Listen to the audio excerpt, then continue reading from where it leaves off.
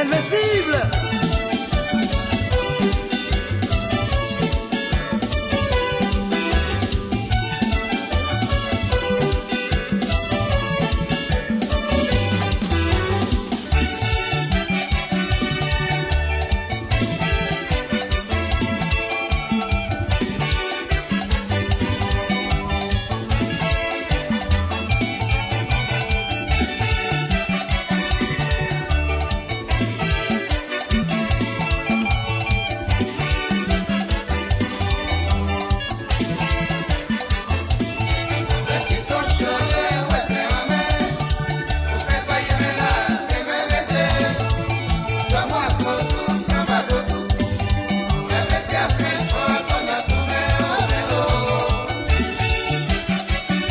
Aïe,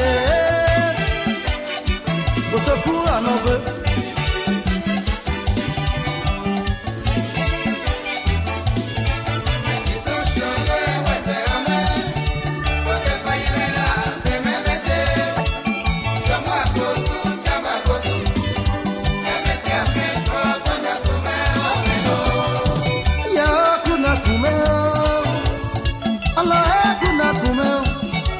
Akuna imesha yemezememo Mosa klema akuna kume Utepa yemela umahi woyeye Utepa yemela mebeme fulon Keseme kabentu ejio me maseme bo Mesake de la pe me maseme bo Karise ikbela yemeze me Nobeo Allah emeze me Yapo etiena emeze me Ube Yolanda meze bweme Eba bweme babu besheri Allah yeba no labo Ese zagwe bupale sheri Ese zagwe bupale sheri Wo meta segbe meki alo bi alo Umeta segbe meki alo bi alo Auza kabe yepo le maselebo Allah maselebo Yeni le bae wese home Abeme mete Asaye soba se tomba peo Tababa soba se tomba peo Asaye so we fair to be ganyan Tababa so we fair to be ganyan Somo kode se vei kameye Wagi weme ba awo bia oge Anase ya bi edua awo bia oge Aduti moke, aho bia oge. Nyame obisa aho bia oge. Ngesa balusa aho bia oge. Allah akuna kume. Katili bana akuna kume. Asia lobe akuna kume.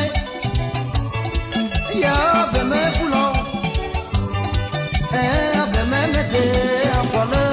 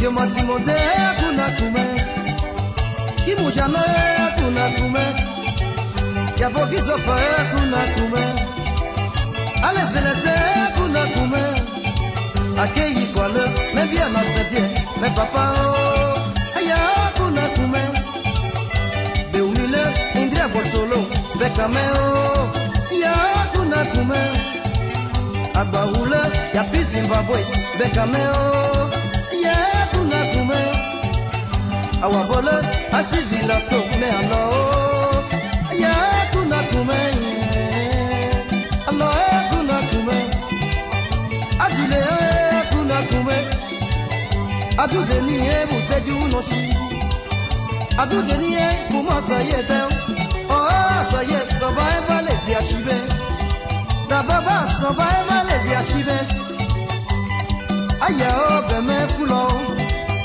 Asisi me o ya beme fulo